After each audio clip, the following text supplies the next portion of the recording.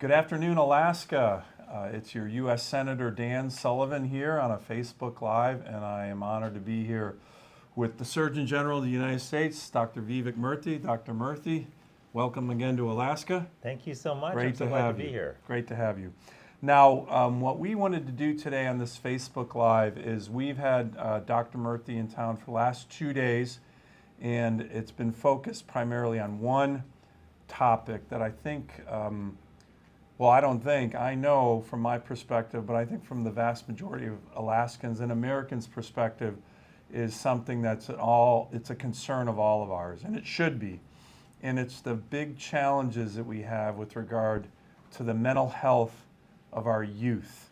I won't go through all the statistics, but the numbers on depression and anxiety and loneliness and, yes, suicide that have occurred among America's youth, Alaska's youth, are at record levels. Of course, the pandemic added fuel to the fire of this, but this was already in many ways increasing. It's particularly high among teenage girls on a number of these statistics. So what we've been doing the last really day and a half is meeting with a very broad cross-section of Alaskans to get their input. Well, first of all, to hear from Dr. Murthy, I've been showing the different Surgeon General advisory reports that he has put out protecting the youth mental health. This was a report that the Surgeon General put out last year. Our epidemic of loneliness and isolation. This came out just a few months ago from the Surgeon General's office. And then this one, you may have read about it. It's made news all over the country just about a month ago. Social media and youth mental health as well. So we're wrapping up a day and a half of very good meetings, engagement with Alaskans, the purpose of which was, to hear from Dr. Murthy. He has really become an expert on this big problem that we have, and to his credit, he has made this the hallmark of his time as Surgeon General, the mental health of our youth. I don't think there can be anything more important, but also to get Alaskan input to him as he's in our great state, hearing about our unique challenges, and then working collectively together to start trying to provide solutions. Some of these will be at the federal level, state level. Many of these will be in homes and best practices that have nothing to do with government and culture. So, and finally, we just want to make sure if there was an opportunity to reach out to any other Alaskans that we didn't get to see, this is why we're doing the Facebook Live approach, to hear from all of you. We've got a number of questions already, and I'm going to ask some of those for Dr. Murthy. But first, I wanted to, again, thank him for coming and ask him to say a few words. And to the Alaskans on Facebook right now, thank you. It's a really important issue, and we do have one of the top experts in America, probably in the world, with us in our great state right now. So, Dr. Murthy, Surgeon General, over to you, sir. Great. Well, thank you so much, Senator Sullivan. And I just want to thank everyone who's joining us today from all the different corners of Alaska here to tune in to talk about mental health. And as Senator Sullivan was saying, this is not only a critical issue, it is the defining issue, the defining public health issue of our time. And I've said that before, and I really believe it, because what happens to our kids really matters. And our kids are telling us that they're in crisis. They're telling us through stories, and we heard a lot of those stories today. But they're also telling us through the numbers. And we've seen suicide rates, depression, anxiety go up to staggering levels. And this was happening before the pandemic. The pandemic has made this worse in many cases. And now we finally got to do something about it, because the truth is our kids' life depend on it. And in Alaska, what we're unfortunately seeing is that Alaskans have one of the highest rates of youth suicide in the country. And we've got to do something about this. And that means investing in treatment, expanding access to care, timely care, high quality care. It also means addressing prevention as well, getting to the root causes of what's driving this mental health crisis. And that's one of the reasons we've been, from our office, so focused on loneliness and isolation, on the impact of social media on our kids, on bullying and harassment, which are happening online and offline to kids, and on the trauma that many kids are experiencing in their lives. And so you put all this together, you have the youth mental health crisis that we're dealing with today. But lastly, I'll just say this. I've been not only filled with information and perspectives from my visit here in Alaska, but really I take from this trip a lot of hope as well, because I met person after person, organization after organization that has really done so much to help increase access to care, that's really focusing on prevention. And look, I know that, resources, we need more of them. I know we've also got to make sure that we sustain our attention on this effort. But even with the limited resources that we have now, I was able to hear so many stories of progress that are only made possible because of the incredible hard work and dedication of people here in Alaska. So this is a problem we can solve. It won't be easy. It won't happen overnight. But we can't start soon enough on addressing it. That's one of the reasons Senator Sullivan and I have had so many conversations about this issue. It's why we're working together on this issue. And it's why I came to Alaska, to hear from you about your unique perspectives on what's driving the crisis and what we need to do about it. So there you heard it. Again, I think it's a sign of really important leadership when the Surgeon General of the United States calls this mental health challenges, crisis for America's youth, the defining health challenge of all the health challenges we're facing in America, the defining health challenge for our country. And I think when you think about especially the parents, and I know we've gotten a lot of questions from parents, that's the other point of bringing Dr. Murthy up here, and it's something that we've seen in other areas. Some of you might remember when we put on this opioid wellness summit in 2016, Dr. Murthy came to that as well. One of the benefits of that was to be able to have parents who realized they weren't alone.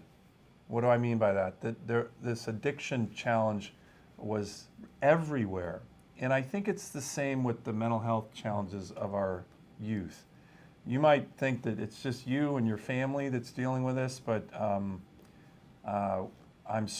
we're certain that it's so many Alaskans. So with that, what I thought I'd do, Dr. Murthy, is take some of these questions that we already had from the Facebook Live discussion, and I'm going to slim down some of them, but let me just go in no particular order, but there's some really, really good questions that I think were coming up throughout the day, and I think that have been very thoughtful. Let me just mention one at the beginning, because it's a really important question.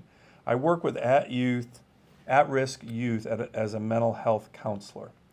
We have seen a startling rise in suicides and suicidal ideation since the pandemic. Some of my colleagues lay a lot of the blame on technology and the pressure of social media. But can't social media provide a connection for kids who feel isolated or alone? What are the benefits? What are the costs? In your professional opinion, do the benefits outweigh the costs or vice versa? It's the perfect question for Dr. Murthy because, like I said, he just put this report out a month ago. So, sir, what do you think on that? It's a really important question. It's a really important one, and it's a very thoughtful one because it gets at the pros and cons, harms and benefits of social media. And one of the things that we point out in our advisory is that there is a mixture of benefits and harms. Some kids are able to find community online, to express themselves more openly and freely and creatively on social media. But we also have to look at the potential downsides. And what I hear directly from kids around the country is they often say when they're on social media, it makes them feel worse about themselves as they're constantly comparing themselves to other people. They also often say that it can make them feel worse about their friendships because they see their friends doing all kinds of things without them, and sometimes they feel even more left out. But the third thing they say is they can't get off it. Right. And the reason for that is in part that these platforms were designed to maximize the amount of time that our kids and that all of us spend on them. Yeah. But what we care about as parents and as, what I care about as a doctor is the quality of time that our kids are spending on it. Is this experience better for them? Is it enhancing their mental health or at the very least not harming it? And the truth is, if we ask the question, do we have enough evidence that social media is safe for our kids? The answer is no. Yeah. Like we do not. And think about it this way, all the other products that our kids use, whether they're medications or car seats when they're really small, or a car when they get older, they're ready to drive, we have actually safety standards for that we have manufacturers follow, and we make sure that they're actually followed. And we do that because those are critical. We don't tell a parent, for example, hey, you know what, before your kid starts to drive, why don't you go inspect the brakes yourself? Right. Why don't you test the frame out of the car, make sure it's sturdy in case there's a collision? We recognize that's a lot to ask of a parent, and we need to have safety standards in place that parents can rely on, that they know are met, so they know a product is safe for their kids. That's what we need to do with social media. So what I would just say here is, while there is a mix of benefits and harms, Yeah. there are a lot of kids who are telling us directly that they're experiencing harms. Nearly half of adolescents say that social media makes them feel worse about their body image. A third of adolescents say that they feel addicted to social media. Half say Yeah. if they had to stop using it, it would be incredibly difficult. And keep in mind also that sleep is really vital for adolescents. Adolescents, by the way, are not just small adults. They're at a different phase of brain development. And in that new different phase of brain development, they're particularly sensitive to social suggestion and to peer comparison. And those exist in overwhelming abundance on social media. So that's why we issue this advisory, so parents know about this. So parents also know that, hey, you're not the only one who's struggling to figure this out, whose kid might be having a difficult time with it. It's a broad challenge, and that's why we need to step in, establish those safety standards, and require companies to share the data they have about the impact of these platforms on our kids. I think that's a really important issue. Right now, we're having a problem, to be honest, with the big tech companies and big social media companies from sharing that data that they have as it relates to the potential for, more use, and how they're trying to, their business model is to make kids, all of us, look at the social media longer and longer, which actually, that raises one of the other questions we have. From your report, this is to you, Dr. Murthy, do you have recommendations of how long a high school kid should spend on any given day on social media? And do you have indications from your report on how long kids are on social media? Yeah, it's a good question, and I wish I could say there was an exact number that's right for every kid. Every child is a bit different, but here's something we do know about the numbers. We know that when kids are spending 3 hours or more a day on social media, those kids face double the risk of anxiety and depression symptoms. Wow. And right now, the average use is 3.5 hours a day Wow. among adolescents. So that's really concerning. So at the 3 hour level, if that starts to turn into kind of a negative experience, is that kind of at a minimum, the window that you're recommending? I don't remember a recommendation in the report itself. Yeah, so what I would say is that that's a population-wide number. Like some kids might be okay if they use a little bit more than that. There are others who may be at risk if they're even at half that amount of time.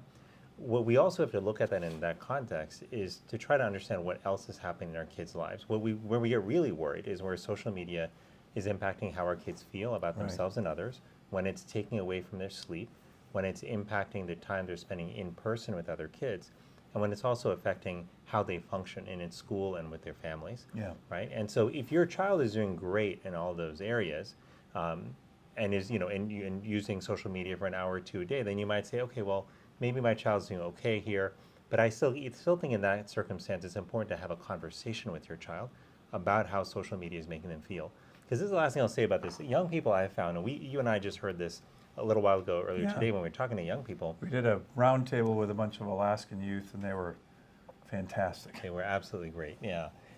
But they have a lot of insights into how they feel about social media, what it's doing to them, what effect it's having on their mood. And we as parents, a lot of times we don't know that because we're not asking them the questions, we're not opening up a conversation about social media. And they might think, my parents, they're old, they don't understand it, etc. But starting that conversation is really critical. So that's something I would advise every parent to do. And if you see that your child is having difficulty with getting enough sleep, performing in school, having in-person time with friends, those are all warning signs that their use of social media may be unhealthy or excessive. How about the issue that, again, came up in one of the other questions?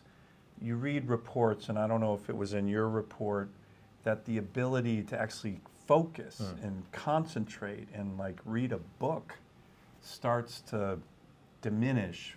And now we're not just talking youth, we're talking adults and everything. Is that something that you've seen with regard to social media, or are we seeing indications of that? Yeah, it's a really good question. So, while we don't have enough scientific data to say definitively that how social media is impacting your attention span, I will say anecdotally, there are so many people I encounter who have told me that they feel like their attention span is diminishing. And I say this about adults and kids. And it's probably a combination of things. It may be partly social media, it may be our phones more broadly, the fact that like we're always getting alerts, whether it's from our inbox Yeah. or from other pieces of technology that we use, but they're always distracting us. And the interesting thing about it is two things. One is we sometimes think, oh, well, I can multitask. It's okay. I'm really focusing on what I'm reading. I'm not paying attention to the binging in the background.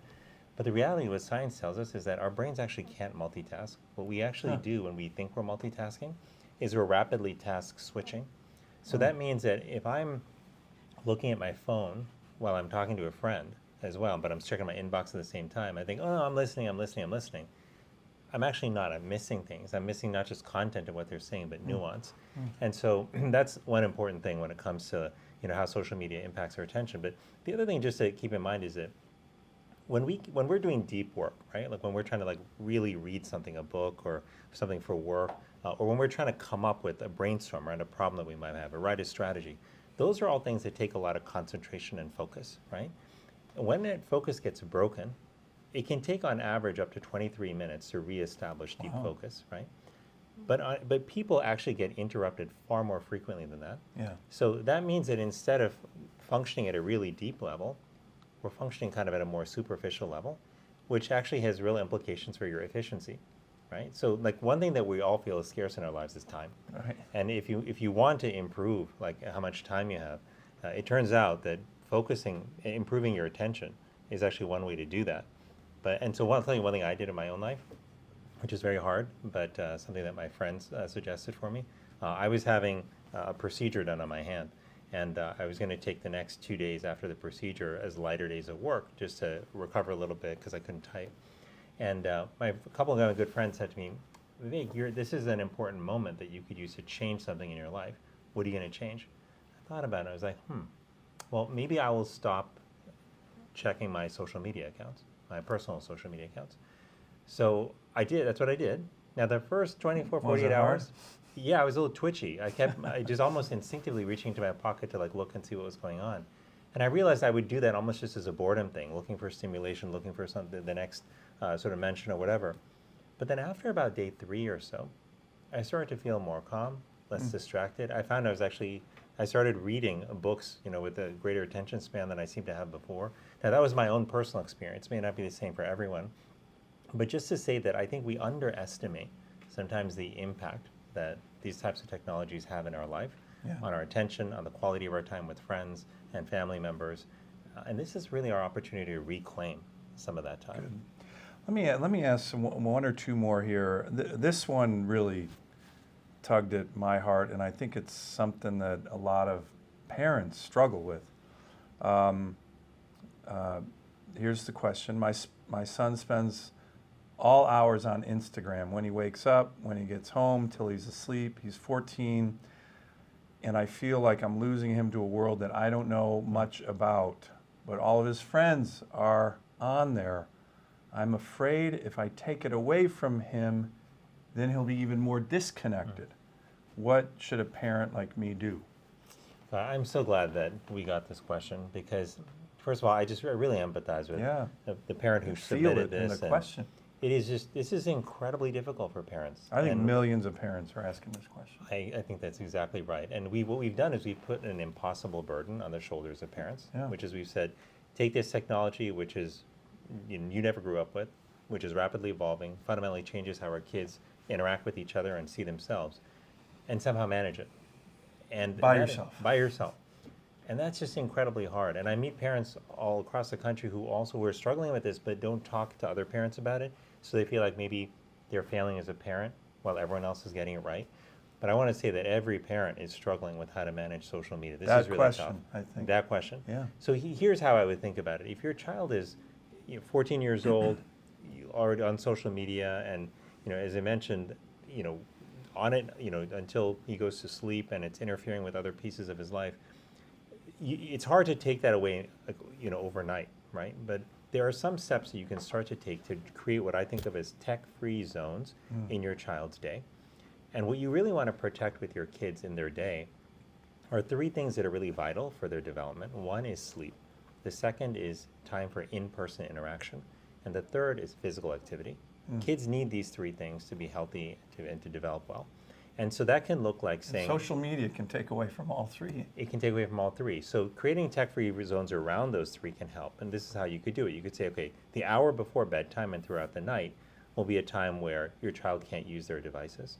Because we know a third of adolescents say they're staying up till midnight or later on weeknights using their screens.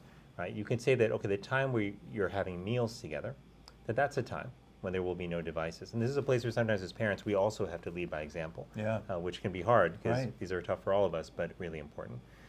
And then the third thing is getting your kids outside to be physically active, especially with other kids, is really important. And that should be tech-free time where they can interact with other kids with their full attention, their full presence, and learn how to do that, because that's real life. That's what we've got to do in real life.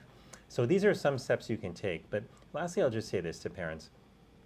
This is just hard to do, and it's hard to do alone. So as parents, what we need to do is also reach out and support each other, recognizing a lot of us are in the same boat, and making almost a pact with other parents. You know, it could be other parents at your kid's school, it could be a friend that you have, but a pact to say, okay, these are the steps we're going to take for both of our kids.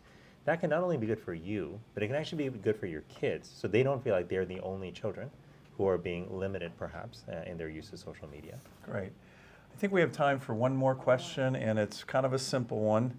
Are your kids on social media? How did you monitor their usage? Oh, well, really good question. Well, I really hope my kids aren't on social media because they're 5 and 6, and if they were, that would be a terrible situation.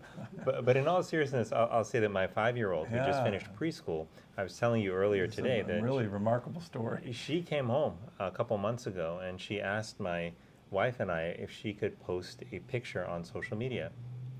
And we were just stunned. We're like, how does she even know about this? She's 5. She's 5, and we've never talked to her about this, but her classmates in preschool are talking about different social media platforms. So we can't start early enough, you know, in engaging our kids on this. But here's what we're planning to do for our kids as they get older.